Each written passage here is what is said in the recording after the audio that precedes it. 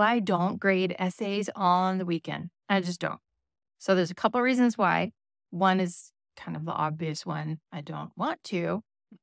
The other, I'm going to go into detail about, and I'm also going to tell you the how of how I get there. So I don't do grading on the weekends. I do it with the kids in class. So stick around.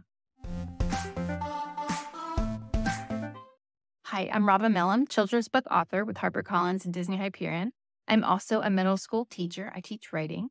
I've created a writer's workshop that's student-led, and in this workshop, we do essays in a 10-day block, and we do high-priority skills during our workshop time. So when we're doing essays, we have to grade them, right? We have to grade their essays, and that's kind of what I want to talk about today as far as let's get really real about what is going to work for you as the teacher and what is the best method to use for your students to grow and learn and become better writers. So there's a couple of angles I want to come out with this. So grab some coffee. First is, should we be editing their work after they turn it in and then push it back out to them and have them make the changes and turn it back in again? So I've tried that. And honestly, I have not gotten good results. And I have not met any other teachers who have said, gosh, I spent so much time editing their papers and they took all of my advice, rewrote them, and they're amazing now. They just don't do it because they turn it in, they're done, they're ready to move on. So it doesn't quite make sense for us to put all of this time into editing their work when we're not getting any benefit from it. So if we could come at it from a different angle, we might get a better result. Now, I want to talk about this as far as in the real world with authors and writing, because as I said before, my workshop mimics real life, what it's like for real life authors. So let's suppose I write this book. I work on it with my editor during the editing process, and then it's done, and we put it out into the world.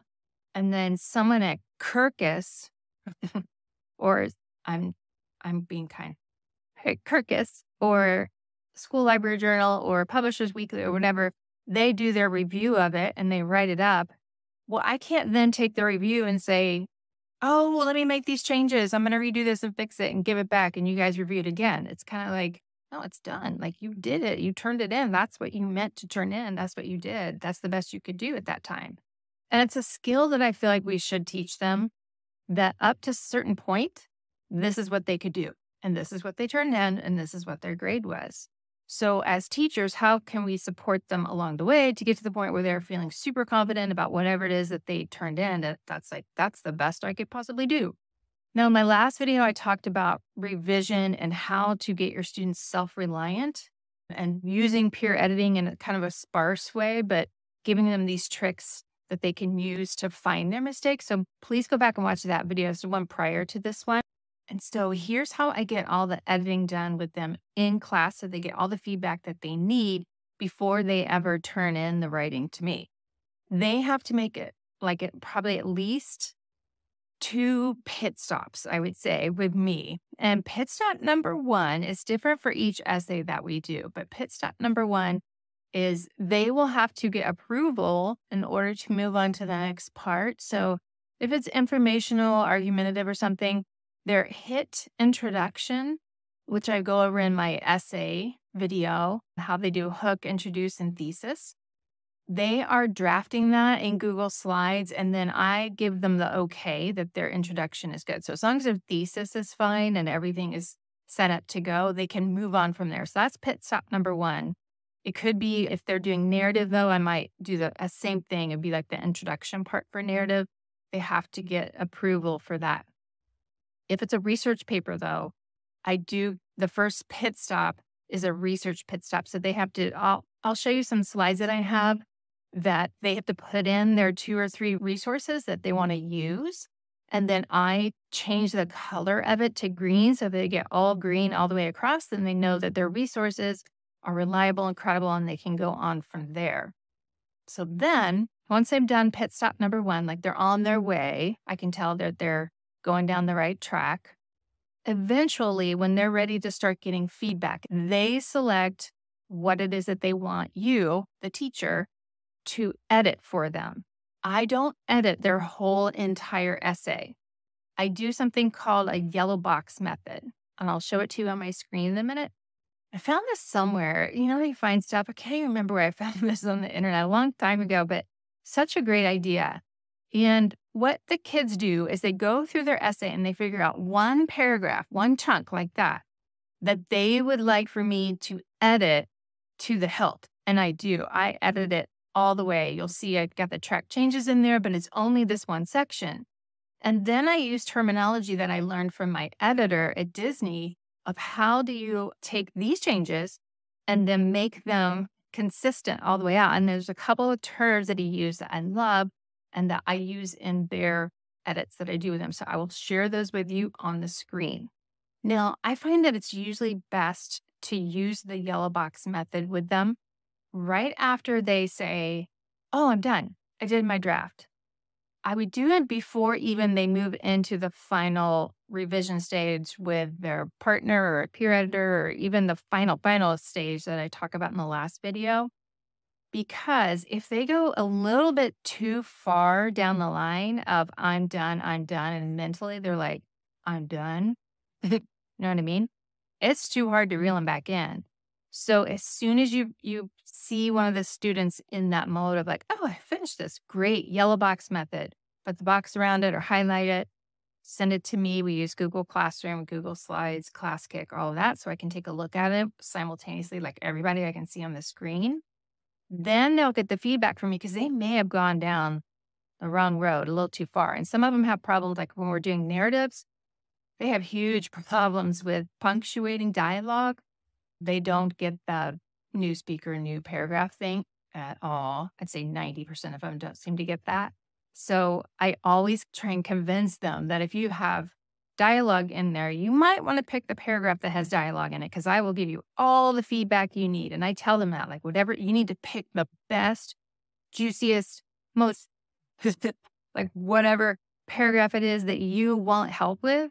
Because however I'm going to help you here, you're going to do it in the rest of your paper because it really doesn't help them to have somebody go in and hardline edit absolutely everything. If you can let them see the changes and then they go back and fix whatever it is I put in there, then they can move on to, oh, I'm going to edit it, read it out loud myself. Now I'm going to give it to a peer. Now I'm going to go over it again. And now I'm ready to turn it in. So they've done 2 pit stops with me, which can be hard. I understand. But if you're in that mode of like, okay, come on, who's got their resources? Who's got their hit? Who has their yellow box ready? And then maybe even checking it off as you go. Usually because I have them on slides, I can tell who it is I'm missing. That's why I use the big, I'll show you, but the big green bold across, because when I see them all on the screen, I can visually pick out who I've not seen yet. So it's much easier that way. So let me show you how I use the yellow box method and the slides that I use to approve their research. And then we'll meet back here. The first thing I want to show you is how I do that first pit stop of when they have to check in with me and show me their research that they've been doing. And I give, like on the first slide, there's the sample one of what it should look like. Source 1, source 2. And then each student, as they get approval for their topic choice and their sources, and sometimes I'll put little comments in here, and then that will show them like what it is they need to go up and fix or change in their resource. So that's how we do that first pit stop. So you can see all the green over here, and some of them haven't gotten the green, but then I know who to focus in on in the next round. So then once they're done their writing, I'm going to show you this example of how I use the yellow box method. I have them just basically pick out a paragraph that they highlight it in yellow for me. Is pretty much the easiest way to do this. So this student picked this section of writing down here. So what I want to show you is the comments that I'm writing over here. And then there's 2 editing terms that I learned from my editor at Disney that I want to share with you because they're fantastic. You should try and use these. And one of those is the word global, and one of them is the word recast.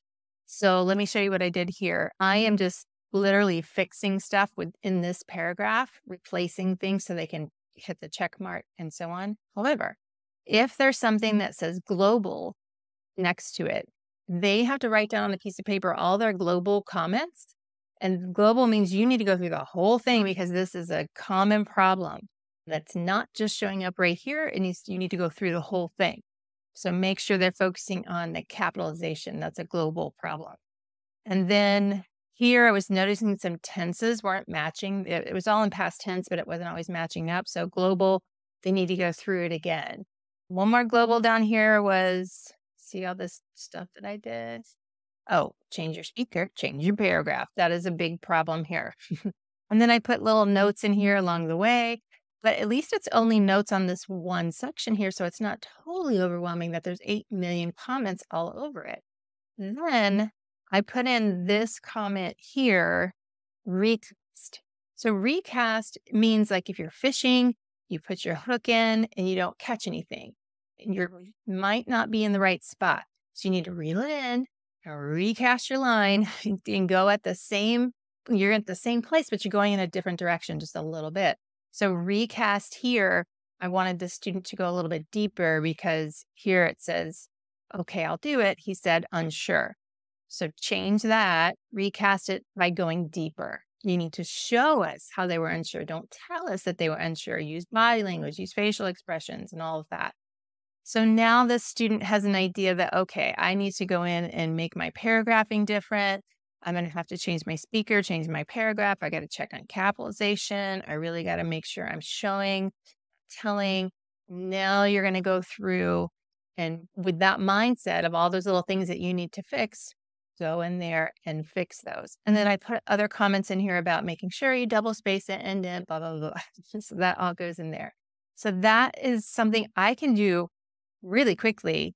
I mean, this literally only took me like 5 minutes to just go through and and then next, and I can get through 10 in a class. And then if they're all kind of staggered out, you can get through everybody. You only need to be editing one chunk of it and have them use those skills like to do the rest of it themselves because they need to be self-reliant. They have to learn how to do this. They can't just check the box and make the edits go away. They have to learn how to do it themselves. So it's the same thing with my editor. When he came across something that was happening over and over again, the word global will go in there, and I knew I had to go through the whole thing. So our students need to learn that too. Then finally, when they turn in their essay, this is how I grade them. I use a rubric, and I just give them a score on 1 to 5 on the different areas that I'm grading them on. And then I always add a couple of comments in there, what it is that I'm really impressed with in their writing, and then something that they might want to improve on for the next essay. Now, if they get an F, a really low score, they have the ability to fix it and turn it in.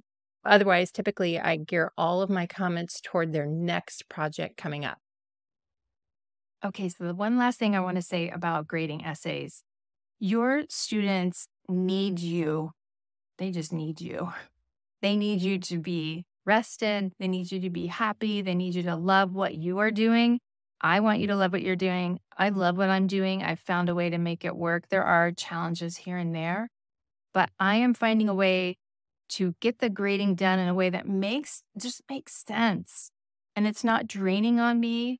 I come to writing with this joy because I know that I can quickly and efficiently help them get along their way. And that's what I want to do with you all, is to help you all love teaching writing. So if you want any more information about this type of program that I run, look down below because I have some links to a free sample of that introduction to my ebook on how I do a student-led writers workshop. I will have links to all the other videos that you'll need that are connected to this. And thanks for coming by. I hope that helped. I'll see you in the next one.